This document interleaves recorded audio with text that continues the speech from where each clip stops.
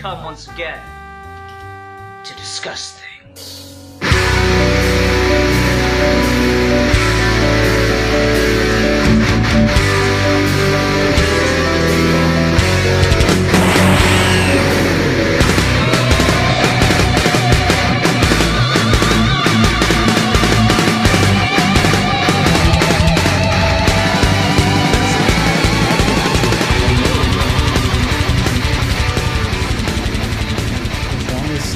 Something. And on that note, hi everyone, welcome to another episode of Geeky Gentlemen. I'm Sid Part2, joining me today is... I'm Matt. Wow. Looks like you were too slow that time. Oh, Jesus. So there's Matt, and there's a Geek for Fun, in case you didn't hear them both, and then there's me, Steve. Me, Steve is my favorite. Me, Steve is the best Steve. You, Steve, is the worst Steve. You, Steve, is just like trash. Like, of the top 10 Steves, he is clearly not even cracking that list.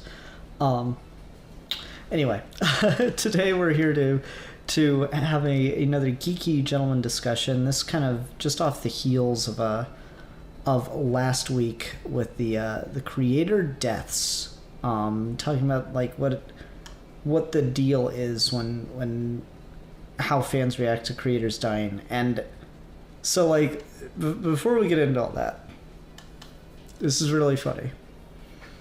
So Steve messages the Geeky Gentleman group chat today. He's like, do I need to think of a review topic or anything? I'm like, let me look. And I'm like, okay, this one was this one was... Alright, so it's Matt's turn to pick.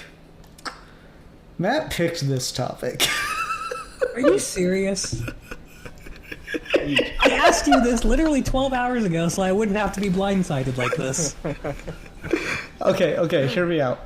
If you want, I've got something I want to talk about, so I can steal it at the end, unless during the conversation you decide you've thought of a thing and you're very like intent on talking about it.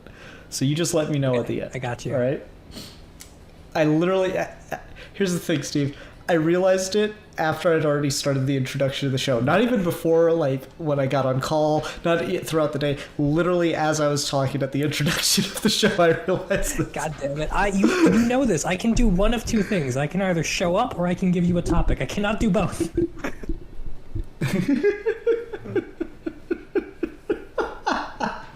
It's funny because it's true.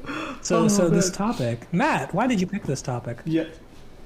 Oh, yeah. So I just feel like, obviously, we were talking about Berserk and the influence of Miura and the influence that Berserk and his works have had, and how tragic it is that he passed before the work was finished. And that combined with the general state of kind of the COVID and everything that's been going on, we've seen a lot of...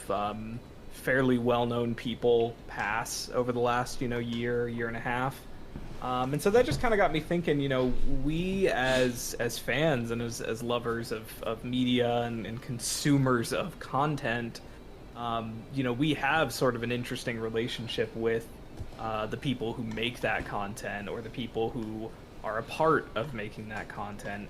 And so with social media being what it is and kind of the way that we have that relationship, it is kind of interesting to see the different ways people have reacted to the death of a writer, of a director, of even a musician or a prolific actor, anything like that, and see, especially if there's an intense fan base around that thing, and how do they react and how do we process that and things like that. So it's kind of broad, but I did at least want to talk about that and yeah. Yeah, no, definitely. It's interesting because, in the social media age, I think the GIF that I have the most familiarity with is when old celebrities' name is trending and it's not because they die, and someone posts that Denzel Washington gif where he just like clutches his heart and looks like really relieved. It's just so strange that that's like such a like it happens every time. It's always like the top trending one whenever like you see a celebrity name trending and you're like, oh no, was it because they died? Oh no, okay, good. And like it's really funny. I know Anthony Hopkins was trending at one point and that was going on, and it's just it's crazy how that happens. But yeah, there's always like this huge outpouring anytime one of these people pass, and I don't know, it's really interesting in the digital age, how this all comes together, and the connections that exist between the audience and the figure, that I think we're always there, but just it seems to be more widespread, I suppose. I don't know how else to really put that. Yeah, It's for also sure. very like quick now. The Berserk one's an interesting sort of what's the word, outlier for this situation, because we found out he died like a full 2 or 3 weeks after he actually died, and like it was something like early May is when he died, and we found out literally like a week ago or something, which seems super odd now because it seems like so many celebrity deaths, it's almost like we're getting reactions and knowing about them in almost real time. Like a couple years ago now, when Kobe Bryant died, that was Kobe, right? Yeah. No, that was Kobe died just last year. Yeah, Wow. it wasn't that long ago. Yeah, that was Wow. Yeah, but when he it was died, just before COVID, so it kind of got swept under that the makes rug. sense. Yeah, that very makes start of sense. 2021. Wow, it's been so fucking 2020, long. sorry. Yeah. Yeah, but yeah, so like when he died, we had conflicting reports for the first like 2 or 3 hours between like, what happened, who was in the crash, who survived and who didn't. It was essentially like the moment the family found out, we as the audience found out almost instantaneously. And that seems to happen a lot, even when it's something that has like more control over it, like someone who's older, who's died in the hospital, where there really aren't any cameras or anything. We tend to know like literally the night of, if not the next morning, which is just feels, it's like sidestepping the issue of like how people react and stuff. It feels just a little bit wrong to me that like people's lives are surveilled in such an intense way that like you as a relative of these people don't get a chance to grieve until you've informed the public. And so when the Berserk author died and there was like a full 2-week gap, that seemed very intentional to me. I mean, I guess the one I think of that's like even more invasive, I suppose, is Carrie Fisher's death. Yeah. Because she had, what was it, a heart attack or stroke or whatever, on an airplane, and some fucking Twitter Yahoo who's fortunately faded into obscurity since, he was like live updating the world about, you know, her medical condition and stuff as it was going on, because he was in contact with someone that was on the plane. And I'm just like, Jesus fucking Christ, like he announced that she was dead or might be dead before she was even like on the ground and in hospital. And if I remember correctly, she died like 2 or 3 days afterward. And like the fucking asshole had the gall to be like, I'm just trying to be, you know, create an informed public. I'm not trying to, you know, profit off of this or anything. People, and like he had the gall to get mad that people were calling him out for just, you know, clout chasing off the, you know, medical episode of a beloved figure. It was pretty nuts though. That one really stood out to me, because that was just like fucking tasteless. Yeah. That one was pretty nuts. The more recent one that I definitely have memory of was, I think Alfie and I were on call just shooting the shit or maybe recording an episode or something. Then the when we found out about Chadwick Boseman we were stuff. on call just I think we were talking about like writing plans, and then I was just checking Twitter and I was just like, oh my god, Chadwick Boseman died. And he was like, wait, you shitting me? Like, what? And it was just like, that was the moment it happened. And that was another case where I think that one was a good, like, everyone was shocked by that one because there had been no prior signs. Yeah. I think that's a very rare case of a celebrity being able to keep their like private life and their health off the books for what they wanted to, because he didn't want it to affect his work. So I'm very happy for him in that case that he's got his wishes respected in that way, that he didn't have that happen publicly while he was dealing with it. He didn't have people look at him any different because again he found that out like during the filming for Civil War. Around that time was when he got diagnosed. But all throughout Black Panther and everything, he kept that hidden. And only like the higher brass in terms of like and close family, I would assume, were aware of it, and everyone else was in the dark. So that's an example, I think, almost the opposite of the Carrie Fisher one, where somehow, despite how like laser pointed these things get with celebrities and figures, there are still some ways to keep secrets. It's not we're living in a total dystopia left, but that's more the case of like an outlier rather than like a positive, like, well, if you do, we're saying it's no. He just he just knew how to keep things, I guess, close to the rest of the people he was with were nice enough and kind enough to him to respect them and not leak there, which I think is good to bring up. That's an interesting one because it highlights how much we're not used to that being the norm. Because I remember when he was, after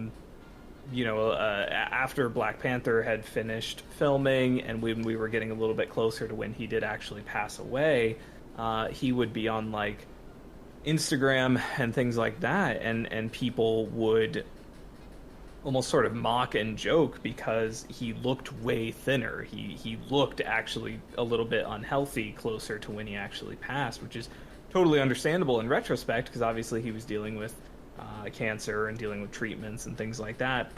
But people were just sort of mocking of his sort of the way his physique had declined, because I don't think anyone was thinking that like, oh, something serious could be happening and it's just private and it's just we don't know about it, because we're so used to, as soon as a celebrity gets some sort of terminal illness or this, that, and the other, it's something that we know about and it's something that we feel we almost need to know about.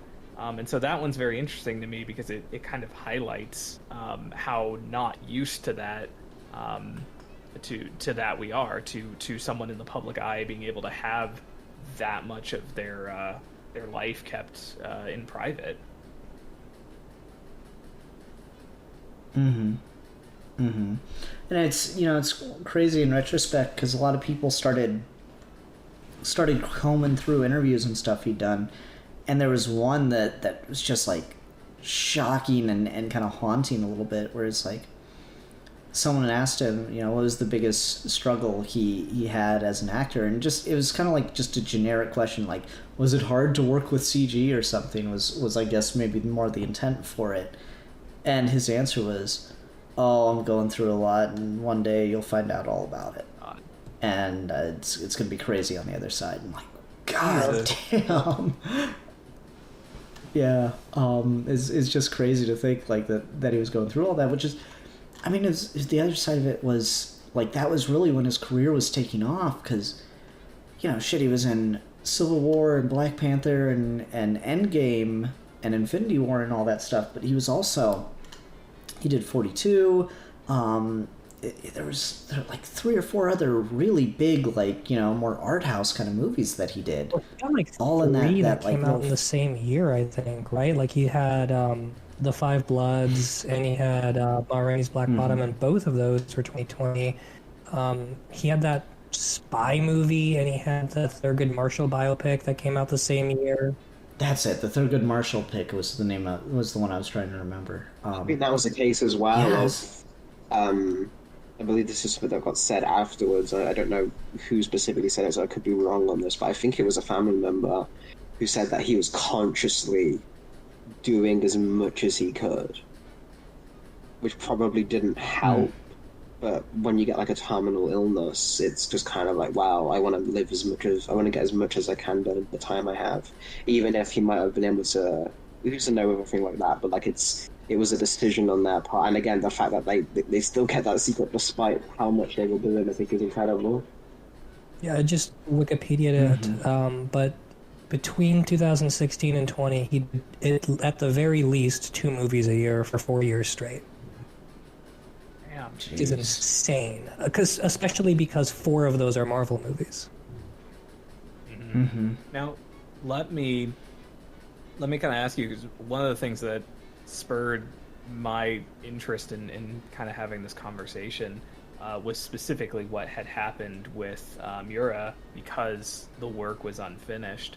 So in a case where a creator passes and leaves behind an ongoing body of work, can you think of examples of where that's been handled and how it's been handled and how it really should be handled? I mean, I remember when Monty Oum died in 2015, and there was a big...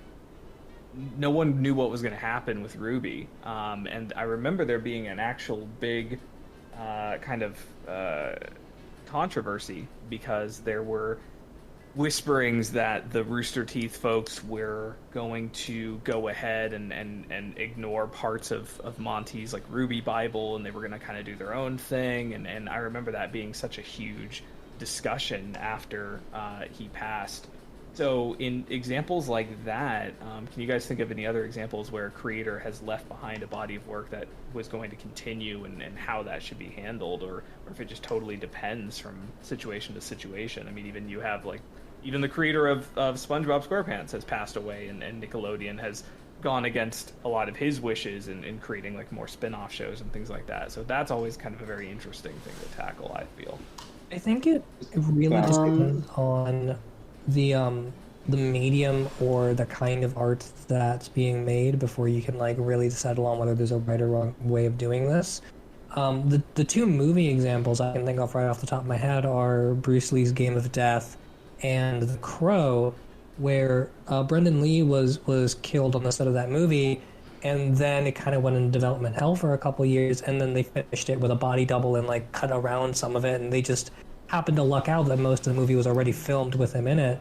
And then Game of Death only had like 3 or 4 action scenes done, and they basically remade an entire movie around it with a dude that like pretended to be Bruce Lee, but the effects and way of doing it were so bad that like they literally taped his face to a mirror and had the dude stand in front of it. Like, it was just so shoddily done. But like those 2 examples are where clearly the idea was we have so much of this already that it would be a shame to let it go to waste and not get it done. But the Game of Death example is more so along the lines of, well, Bruce Lee in his death became one of the most important figures in all of Hollywood and all of martial arts, and became a kind of cultural touchstone, so we need to cash in on his last movie, versus The Crow, which was a deeply personal project for Brendan Lee and Alex Proyas and everyone else involved in that movie. I think it's Alex Proyas. I don't remember the name of the director. And so like that was more of like a, we need to finish this as a way to honor him as opposed to cash in on the name. But movies are certainly a really popular example of this, where tons and tons of movies come out where the actor has either died or was cast in the role and then had to be shot around because they left or something like that. And so we do that a lot, and I feel like people are not as like, they don't feel quite as bad when that's the case. It's when it's someone's like genuine idea as a storyteller or a thinker that their idea has to be executed by someone else that things start to get sticky.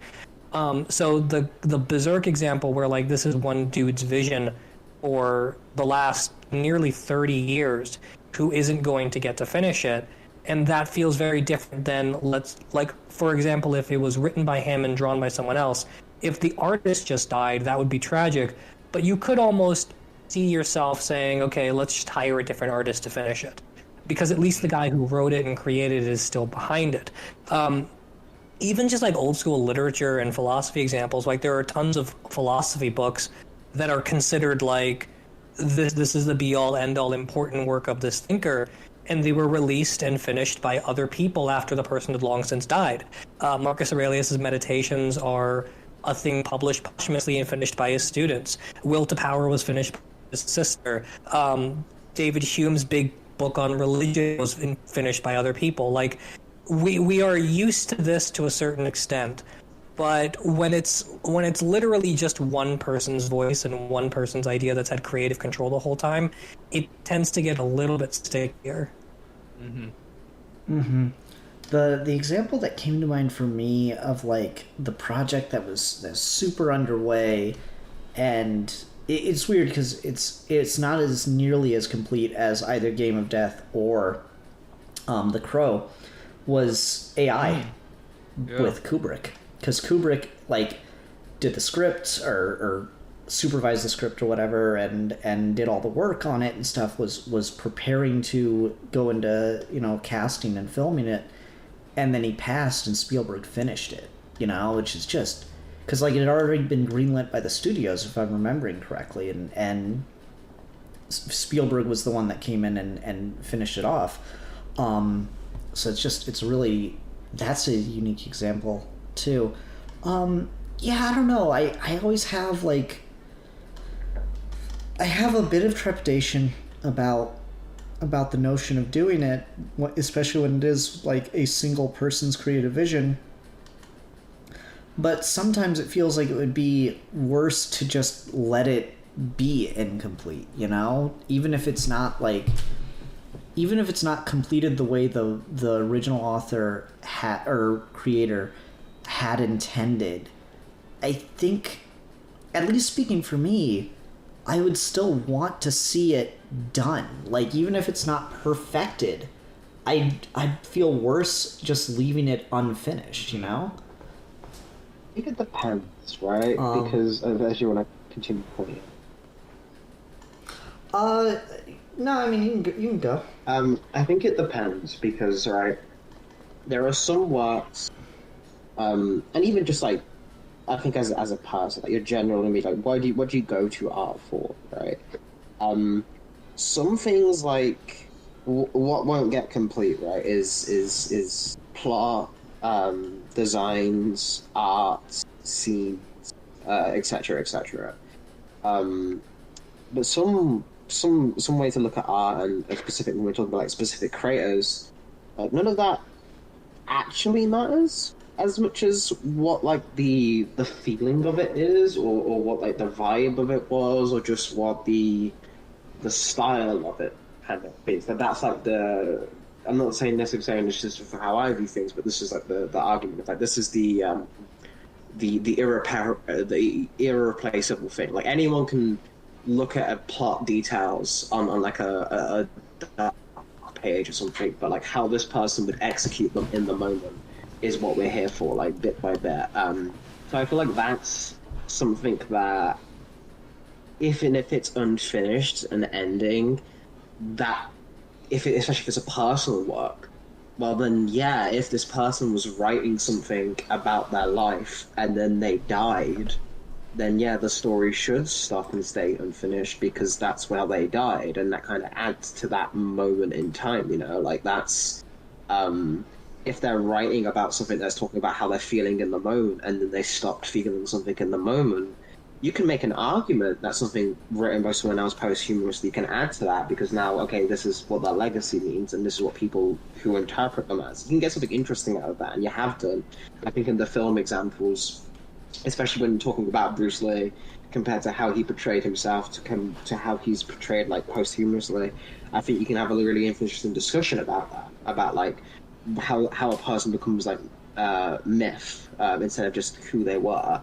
But there's sometimes where just like if the story ends here because they died and they couldn't finish it, then yeah, that is where the story ends. Even if the plot is unfinished, even if like the next thing would have been a page turn like reveal of something, right? Then we don't really get that. I think maybe like a big example of that being is and this isn't necessarily due to the fact that they died, although it kind of is, because I figured if they had lived for longer, they would have got another chance at it. I would point to like Jack Kirby's New Gods and like the fact that we've never got the actual ending to that. Now Jack Kirby was alive when they basically pulled the plug on it, and DC didn't want to continue to support him.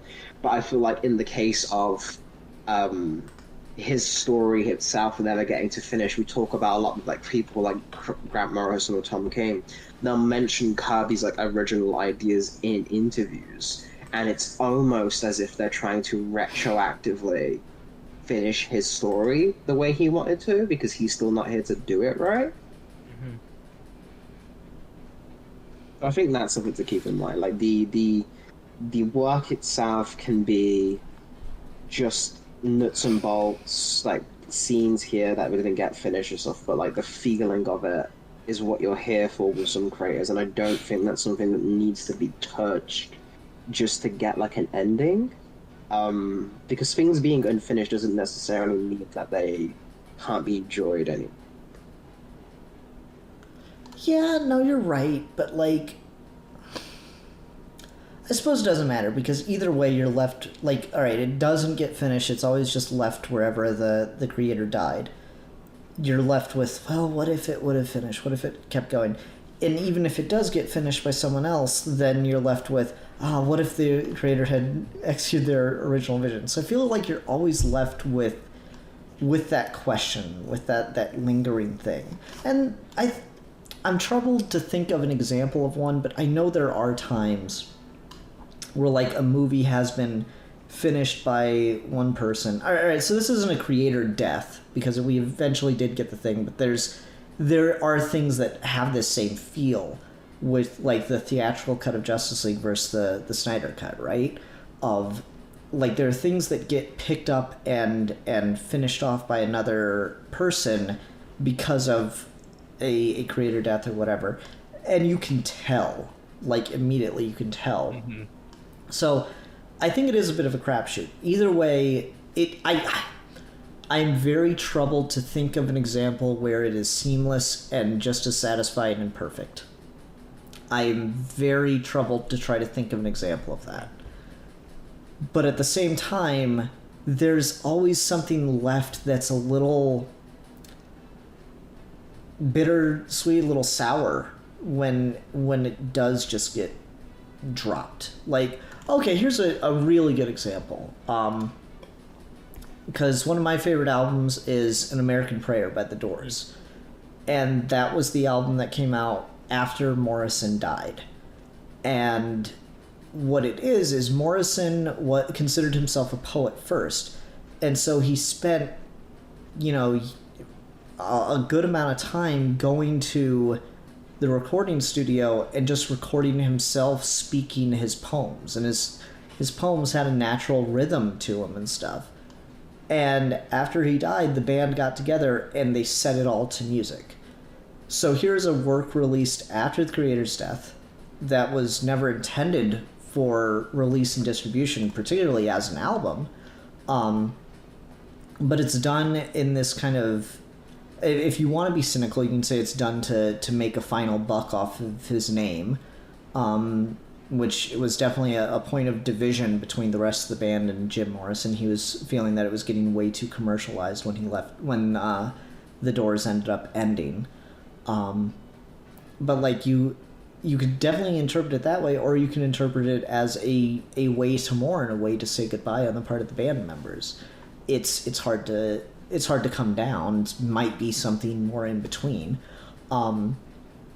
But I think that's an example of a work that was released posthumously that is intended to put some finality on the Doors' like discography, because they never released another, like they never pulled a like AC/DC where they just got a new lead singer and kept the Doors going. Yeah. Once Jim Morrison died, the Doors died with him.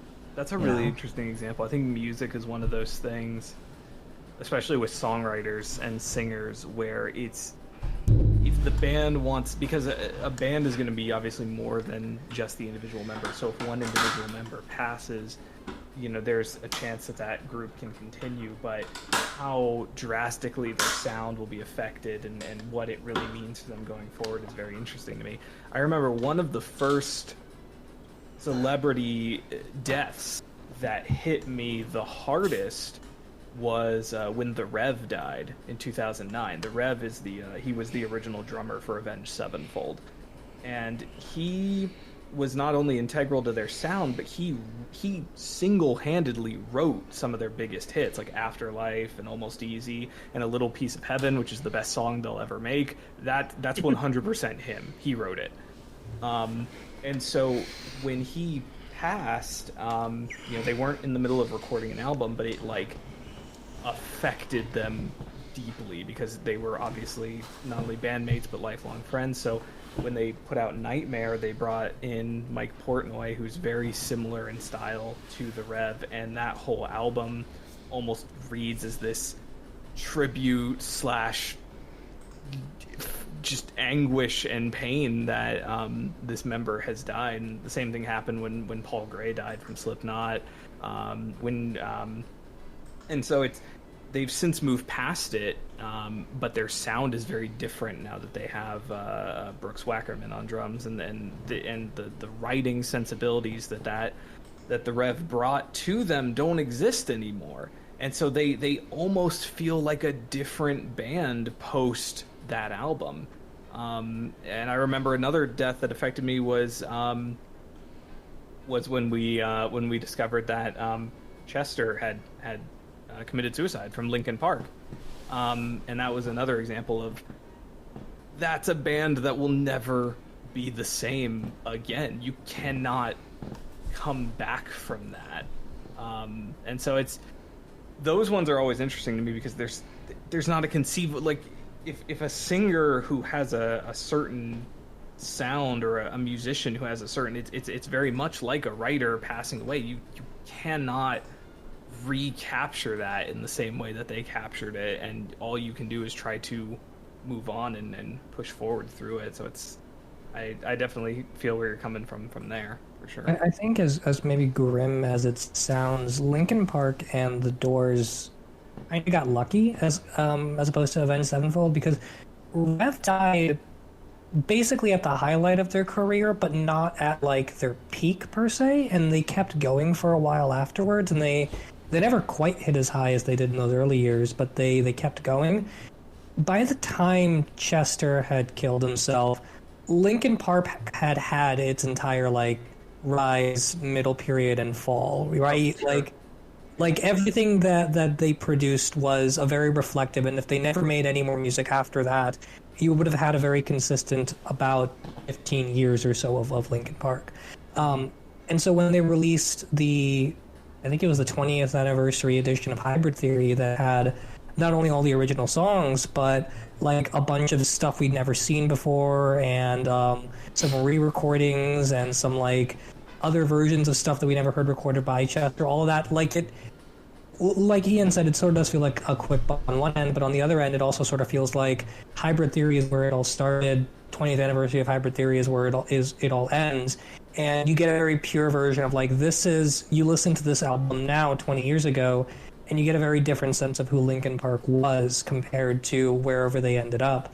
I don't think Avenged Sevenfold ever really got that lucky, because they're still very clearly experimenting all the way up through Rev dying, and even like their last album, it's been like 5 years since they've released anything, but even that one doesn't feel quite as like sure of itself in the way that every subsequent Linkin Park album did. So the Chester one didn't hit me quite as hard, because I felt like you listen to Linkin Park in middle school up through high school, and they evolve with you, and they sort of represent your experiences, and they become part of the culture in a way. But we'd collectively and individually, I would imagine, moved past our sort of cultural obsession with Linkin Park, that seeing him die, as tragic as it is, at least to me, didn't hit as hard, because I felt like, okay, I got my beginning, middle, and end and closure with this period of art from my life. Yeah, for sure. Mm-hmm. And I think that's the thing about, like, I think what you can say is, even if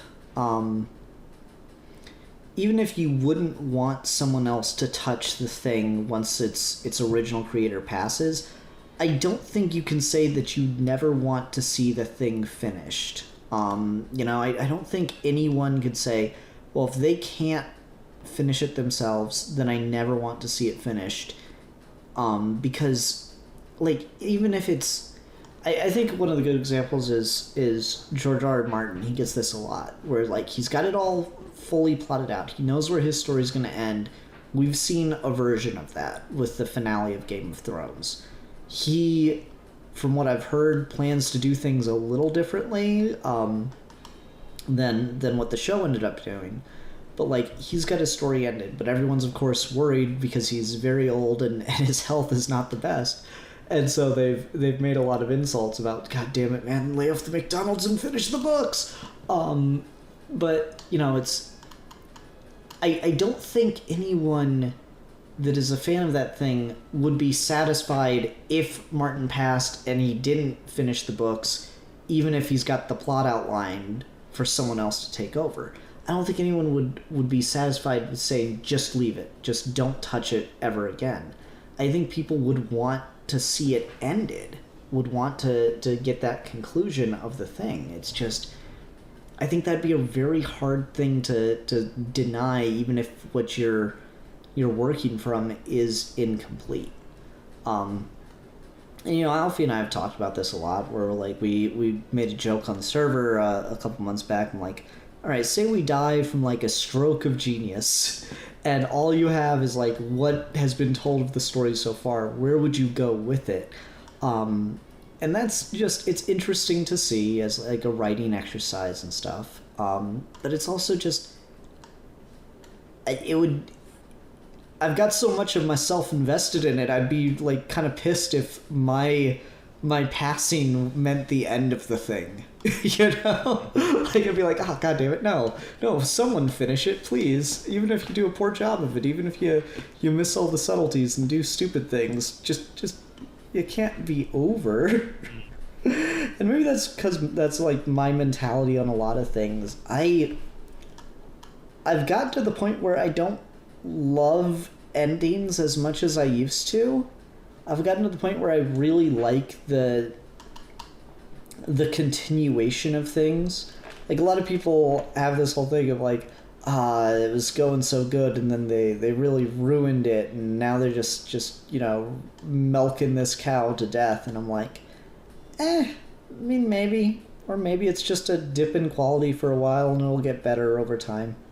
Or have an uptick down the road. That's kind of been my mentality on things. I don't love endings the way I feel I used to. I think that's, like... Alfie, you use the term young writers, young creatives, and the more time I spend with things, the more I wonder if that's, like, a young creative thing, like that knee-jerk reaction to, like, put an ending out there to fully finish a thing. Sometimes I kind of, I don't know, I vibe with something that's not really meant to end, or its ending isn't the be-all, end-all. Well, I think the reason why, because I'm glad you brought it up, because I think there's a very different reaction to that just as you get older, right? Even outside of writing, but just, I think that's just like a thing I've noticed with, like, people and their reaction to death. I think, not necessarily the fear of death, I think is, like, a young thing, but I think the idea of being able to stop it / being able to have something untouched by, like, times, I think that is a very young idea. I don't necessarily think that's a bad idea. I think that can be a noble aspiration in some context. But I think it's one that comes with the kind of confidence, like the knowledge of youth. And when I say that, I don't necessarily mean age in terms of, like, when you're a writer, because I think, like, just when you're starting out with anything, you're, like, a young thing, a young artist or whatever. I think a lot of writers, when they first start going in, and rightly so, think that what they're going to make is going to be it. That this is the thing. That this is the thing that will be talked about. This is the take that will stick.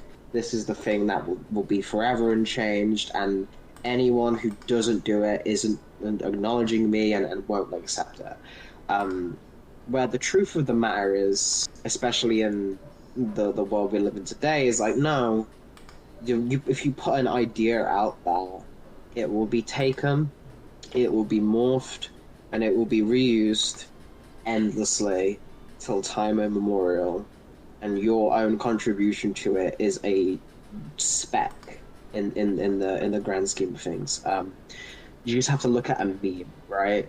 Like Robert Kirkman wrote Invincible in 2005.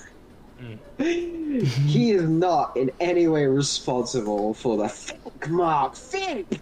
That is a combination of other people touching the work, and obviously he's involved in the show, but like that's the internet taking a hold of that and molding it and making it suit their own purpose and spreading that across to the point now where people who don't know the show will know that thing first. Obviously memes are just an example, but I use like characters like SpongeBob memes have now become like a cultural shorthand for just emotion and range outside of the original context of it being a comedy show for kids created by one creator. So like the idea that anything you touch, the ending with it when you're young is like you think I'm gonna put my definitive stamp on it so that this is how it ends and this is where all the characters end up and everyone knows what I was having planned and this gives answers to all the questions. Like the idea that the questions need to be answered, I think as well, Ian, is like a very young idea, because I had that a lot when I was first starting and just growing up in general. I was always complained about like plot holes or things that don't make sense or this doesn't add up and we needed more time with this thing. And I think again that's a young idea because the idea of something never ending means there's always going to be questions. There's always going to be something left unexplored, unanswered, because that's just the nature of time. And I think growing up, you can find the beauty. I think you can find the idea and not even necessarily continuing the work of a dead creative, but like honoring that, like using their legacy to like build your own stories, be it with like fan fiction or just like a general inspiration from it, right? Like you don't have to be playing with Steve Ditko's characters to acknowledge and use his posing in your artwork or something like that, and that's continuing his very unique style. Stuff like that, I think is maybe the most positive takeaway and like a more, I guess, just mature viewpoint of like legacy and time and what it means to put work out there that doesn't accepting that you're not in control of that. I think add on to that too, because I don't think it's just young creators, but I think it's also a very specifically modern and a very specifically Western idea that things have to have finality and closure in a very sort of hermetically sealed way. It gets worse in internet culture because over time we've just become accustomed to wanting things to have quote unquote definitive endings. But just Western canon in general seems to always kind of be obsessed with how does the ending get built to? You know, like the entire idea of Western story structure is built around the ending. The entirety of like systems of thought and political aims and stuff are always built around endings. And Alpha, you mentioned before Alan Moore's whole thing about like the problem with corporate superheroes is that they can't become myth because they don't have an ending. And Alan Moore's a really smart guy. I'm not going to say I'm smarter than him, but that's all a very limited Western way of thinking. I will die on that hill. Is that way just because the gods die at the end? Because that's not true, right? Like that's a very specifically like Greek, Norse, American way to think about it, but it's surely not the entirety of the rest of human history. Hindu mythology doesn't have an ending. It doesn't. None of the gods have quote unquote like final moments where things come full circle. There's a great number of mythologies in African countries that are similar ways where like it's sort of an infinite loop. The way the stories are carried on is that they are told one way and then they get added onto over time. There isn't a sort of like stable textual like beginning, middle, and end sequence to them. And so I think part of why there's maybe just a little too much of an obsession with the ending is that there's a very clear, like, sort of westernized idea that everything needs to be finished, as opposed to just, I think, the rest of the world that acknowledges that the story has a point insofar as you experience it, and then after you're done experiencing it, that's the end. The ending is when you choose to stop engaging, not when the story tells you to stop. Yeah, I definitely think so. Of all things, I'm reminded of the John Green novel, Fault in Our Stars, where this character is obsessed with this novel that she's latched onto to deal with her trauma of being, sick with cancer, and she's so perplexed by it because it ends in the middle of a sentence. That's a gag that doesn't work very well over the internet, where Ian, it's did you just possible cut the audio out? just dropped What's out. wrong, Ian? Yeah, I know, right. But it's like she's obsessed with this novel where a character dies in the middle of a sentence, or where the novel just stops in the middle of a sentence, and the implication is either she died, she got too sick to keep writing, and there's all these characters that are left, and you don't know where their story goes. And she goes to fucking Amsterdam to talk with the author, and he's a dick because he's like, oh, well, you see, the what happened to the tulip selling man? Oh, well, the tulip selling man is God. So he's just obsessed with the metaphor of it and can't give the simple answers to a child, and it's really kind of a funny little engagement of it. But that's a real thing that happens. You get very attached to the worlds that are created, and legitimately people it's the most powerful and scariest thing about creating or playing in a fictional world is the fact that the characters are more real than you. And you can't think like that necessarily going into making the thing, because otherwise it's too intimidating and it's you don't count. But you need to remember that, because that's how people react to it. When you make I just went through this. When you fucking mind control every woman in the world, it's a horrible offense to the reality. It's like a fucking national trauma.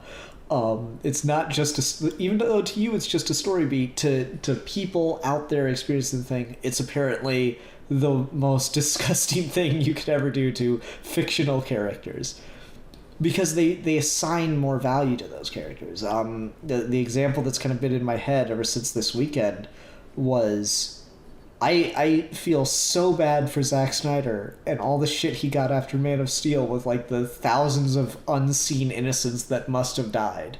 And I'm just no, there was no one in those fucking buildings because the creator didn't think of people being in those buildings. He put the crashing buildings because it looked cool. And you know what? Yeah, it looks cool. I officially, any statement I've ever made where I'm oh, all the innocents that died in those buildings, fuck them. No, that's stupid. I'm not thinking on those terms anymore because people are goddamn ridiculous. And so, but there is a reality that is assigned to the characters out and the worlds outside of the author themselves, and I think that's why when someone dies that's integral to the piece, there's still that immediate speculation and wondering about an ending. I know the day Carrie Fisher died, when Last Jedi had already been filmed, and there was she died a week after Rogue One came out, and I remember her talking about it and seeing it in the theater and being it's so sad that I couldn't even play my younger self anymore. Which is trippy as fuck, but whatever. As soon as she died, Last Jedi had already been filmed, and immediately speculation was abounding about what they would do for the third film that didn't even have a name yet. And it was so will they do what they did with Tarkin and create a fully CGI Carrie Fisher to fill the roles? No, the family says they'd find that insulting. Will they use footage of her that they had from Force Awakens and Last Jedi to do the thing, and that's what they ended up doing. So it's really, really strange that these things end up coming together in the ways they do, but immediately when a influential person or a creator dies, the world begins speculating about the thing, because as important as the creator, the actor, the whatever is to the piece has a reality outside of that person, because it exists almost more so in the minds of the audience than it does in the mind of the creator. I mean, you had the same thing after Chadwick Boseman died, and everyone was immediately saying, you know, what's going to happen for Black Panther? What's going to happen for the sequel to that film? Because obviously that movie did very well. It was, you know, they're going to make a sequel to it, so like, what's going to happen there? And there's this almost pushback where, like, if a celebrity is announced, or an actor or what have you is announced to have passed, there's almost this like pushback against people immediately asking those questions. Because I remember when he passed, and you saw people that day or the very next day saying like, okay, now what's going to happen with Black Panther 2? And anytime you saw that take, people would get so upset. You know, it's like, hey, this person just died. You know, it's very insensitive of you to be asking these questions right away.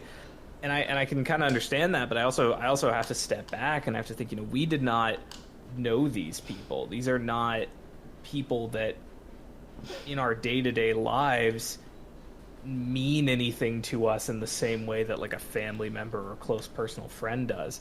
So for a lot of people, that really is the only question on their mind, because they don't have, you know, we have like parasocial relationships with some of these people, and some people don't have those. And so when someone passes, that's really the only thing they can think of. So it's, I don't know, it's always interesting to me to see that happen, because on the one hand, I do absolutely think, you know, this is a person who has died, and they deserve some, you know, mourning, obviously. But at the same time, there are going to be people who don't feel emotionally impacted by that. And so asking those types of questions is usually seen as kind of not something that you want to do immediately after someone has passed. But to a lot of people, they don't necessarily feel something when a public figure dies. So it's always strange getting that mix of reactions and emotions from people who have differing levels of attachment to people that most of them have never met. No, it definitely is. It's hard to. It's a hard thing to do, because I think if we're being honest with ourselves, that kind of thought has got to be one of the first things that comes up anytime one of these kind of like actors or what have you die. But we all kind of collectively go, okay, now that let's not focus on that part. It's really sad. Let's focus on them. But I mean, eventually, inevitably, that conversation has to come up. Well, I mean, I think it's intrinsically tied to... Oh, I'm sorry, I didn't mean to cut you off there. Well, like I know that, again, yeah, you're right. Boseman was one of the big ones. I remember the night Alfie and I were talking about it, and we're just like, wow, no, I can't believe you kept that hidden. And we had maybe like a good 10, 15-minute conversation just about Boseman and his health and stuff. And then we started talking, man, I wonder what that's going to do for the movies and stuff. That's so crazy. This is going to be a really odd situation. I think it's natural to go there, but I do think that there is some level of you have to at least acknowledge the person before you go there. Something that's interesting to me is, even with the best of intentions, there is an inherent selfishness to the reaction of the death of any major creator. You know, the Rev died. I am sad, not because I knew him and will no longer have him as a friend, but because he was influential to me and I'll never get to hear him play drums again. So, like, and I can you know, get on Twitter, whatever. Was Twitter around in 2009? I don't fucking know. I can... Jesus, yes. Was it? Yes. So I can, you know, make a big show and say, like, you know, it's tragic. It's Twitter helped get Obama elected, so it was around in 2008, 2007. So, like, yeah. Well, I mean, I just said, like, we don't know these people, and a lot of our feelings of sadness when they pass does come from a somewhat selfish place, even if you have the best of intentions. You know, Chadwick Boseman has passed. You know, we'll never get to see him act again. You know, we'll never get to see where his career would have gone. I saw a lot of that with Heath Ledger. People saying like, it's his career was about to take off, and who knows what we could have gotten from him. So like, even when you're going out of your way to try to show sympathy and try to show caring and understanding and try to show condolences, I think there's just going to inherently be this level of like selfishness even in that, when the person who has passed is a public figure, because you don't know them, you know them through their works. And that's not necessarily a bad thing, but I do think that going from that to just going ahead and saying, okay, well, what's going to happen now? You know, it's a very natural place to go. And like, I think it's totally fair to say it's a natural place to go. I think the level of tact becomes not clout chasing by trying to be the first person to talk about the implications of it for the career side of things, you know? I think that's where the distinction comes in. But I don't know, it's a tightrope, because it is a natural reaction, especially when it's, you know, big multi-billion-dollar industry kind of thing that has, you know, hundreds of people's jobs attached to it and stuff too. It's kind of like, oh man, you do kind of have to wonder about that. It'd be irresponsible for like there's some people whose job it is to wonder about that. It'd be irresponsible for like fucking Kevin Feige to be, I don't want to think about Black Panther 2 yet. We need to sit here and mourn. Like, no, that's, you're the boss there. That you got to think about that side of things. The irony there is, if anyone was friends with Chadwick Boseman and would have reason to mourn him, it would be more Kevin Feige than it would be us. Yeah. Yeah. Exactly. No. Certainly. Yeah. It's crazy. Do we have anything else we wanted to talk about with this, or I feel like we've reached a pretty good place, unless there's anything else we wanted to bring up. I mean, can anyone, like, are there any specific public figure deaths that have hit you particularly hard? I mean, I know for me it was, like I said earlier, the Rev, and even recently Kevin Clark, who played it's kind of a silly thing, but he played Freddie Jones, the kid who plays drums in School of Rock, and that's like a fucking seminal, important piece of my childhood, and it's like one of the reasons I play the drums. So it's like, that sucks, and that hit me in like a place. So like, can you think of any that were particularly impactful? I'm just curious. Honestly, like, I'm sure there is one, but nothing's like coming to mind for me right away. Yeah, for me on that fact, I don't really get as much. I did, I think it was also just like as a childhood thing as well, because I'd always watch like the behind the scenes stuff, and I'd always like read the sections and stuff. But I had to take a couple of minutes when Stan Lee died. I don't know, that's like, Stan Lee's a very figure to take a lot of talk about, a lot of different conversations, but just on like a pure level, it did feel kind of like the closest to me, like the dude died, like the guy who was like sticking up for the kids and like stuff like that. Like that was big for me. When Prince died, it was interesting because like I don't know, have you guys ever? I don't want to change the conversation topic from what Matt said, because I do think that's a thing, but maybe after you guys have answered, we can go to this. I know after Prince died, it made me go back, and because I'd only listened to a couple of songs that I'd really rock with, but I went back and listened to like the whole like biography of Prince. And I've had that happen a couple of times, be it like through art or writing or anything, or like if someone dies I've never really took the chance to check out before, I'll go and check out their stuff after that passing. But yeah, Me, those were the only ones from there. for me, mine was a little bit weird. Mine was because I mean, you would think the big ones like Robin Williams and Carrie Fisher and Stan Lee would like hit because of the comic booky thing, but funny enough, it was actually in 2017 when Roger Moore died. And for people who don't know, because at this point it's been fucking 50 years, but Roger Moore played James Bond after Sean Connery, and my dad and I used to watch every James Bond movie every single time when it was on TV. We were just like, the one thing we could bond over was watching James Bond movies, and we were just obsessed, and we'd seen every single one hundreds of times. And Roger Moore was always my dad's favorite, which meant he was always my favorite.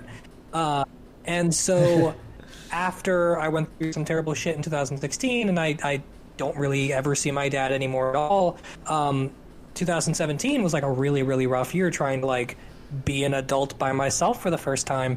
And then like my one big like connection to my dad in my childhood was Roger Moore. And then when he died, that was really, really rough for me, because it sort of felt like my childhood had already sort of ended very, very abruptly, I thought, and then this was the sort of spiritual death of it. And I haven't actually watched a James Bond movie since, I don't think, which, now that I say it out loud, feels kind of sad. But that was the big one for me. I know he wasn't the greatest person in the world. His movies did kind of suck, and all the cliche things you hear from that side of the conversation are all fine, well, and true. But I really, really liked him, and I do kind of miss watching those movies with my dad as a kid.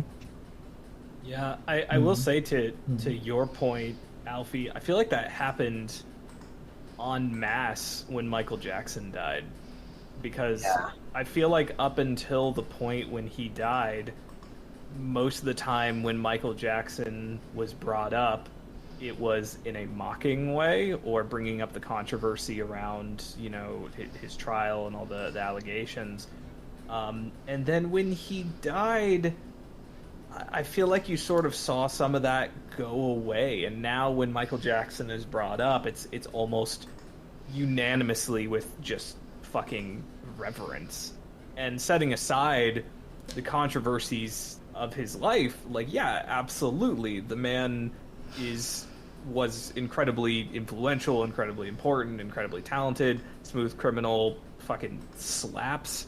And so like you saw a lot of that, and I think you're gonna see that really just kind of as a natural, like, I guarantee you a bunch of people who have never read Berserk before are going to read it now, and that's not a bad thing. If anything, that's a good thing. Because that means more people will get to see, Mura's life work. But I feel like that's just kind of a natural thing that happens, and Michael Jackson's like the big one that I can think of that just seemed to happen, like, for everyone. That just happened when he passed. It's definitely crazy to see how when these people pass, there's like this sudden outpouring of like as if everything's been washed away, that they've done, and then there's other people who like just hold on to the hatred, and suddenly just can't help but try to remind you how terrible they were. And I don't know, it's interesting. It's really interesting, and I think the thing I noticed about this is it's all just kind of connected to mourning. Because, like, when a family member dies, you can't help but think about what you two could have done together if they had remained, you know? Like, there's, like, those sentences that you don't really think about, but, like, one time when you talk to your mom will be the last time.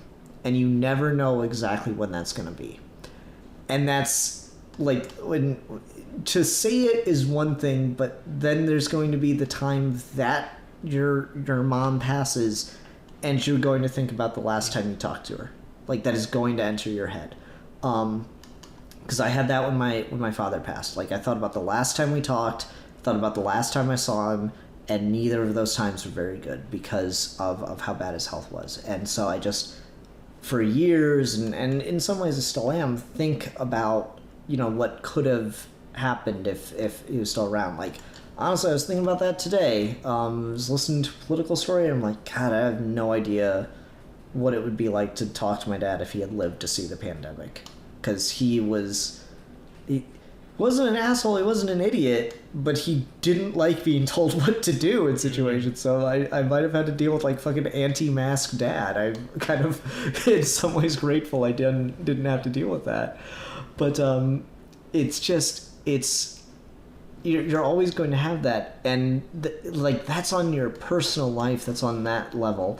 So I think when you see it on that kind of larger than life scale of the public figure, the creative individual, the actor, what have you, I think you just see it expanded, and it just gets bigger than that. Because what do you do when a loved one passes? You reflect on their memories, and you sit there and you go through old photographs or videos or whatever.